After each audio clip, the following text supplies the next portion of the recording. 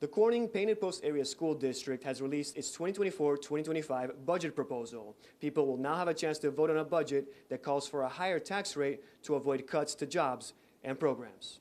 You can have an education system. It's a question of what quality do you want for it. The Corning Painted Post Area School District says it's trying to climb out of a $4 million budget hole. After making several adjustments, the district says it closed the gap to about $1.2 million.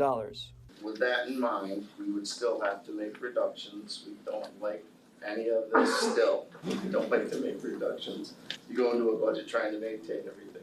School business official Paul Webster presented the school board with two options: lowering the tax rate from 3.89% to 2.97%. That will mean the district would have to cut a dozen positions. They would include 9 teaching assistants and 3 school resource officers. You can see the impact of some of these things that we still have on the list that totals up to the 1.2 million range.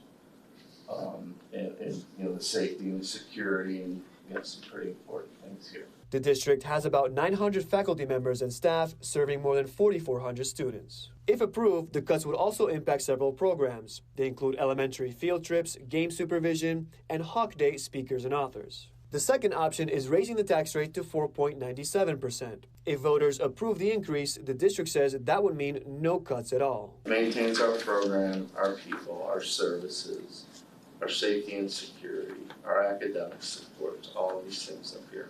The school board recommended voters should be given a chance to approve a higher tax rate to preserve the quality of the district's education.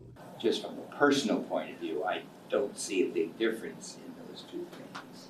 But anytime you raise taxes, who wants to pay more tax? Nobody wants to pay more tax. But it simply costs more every year just to do the same thing. Even if we kept everything the same, it still costs money. That's just the way systems are. People in the audience had a chance to speak up, but nobody raised any objections. The budget proposal could be finalized in a special meeting on Friday. A public hearing will be held on May 14th. The vote is set for May 21st. To watch the full budget presentation and for more information on how to vote, we posted it all on our website. That's mytwintiers.com. In Painted Post, I'm Nick Dubina, 18 News.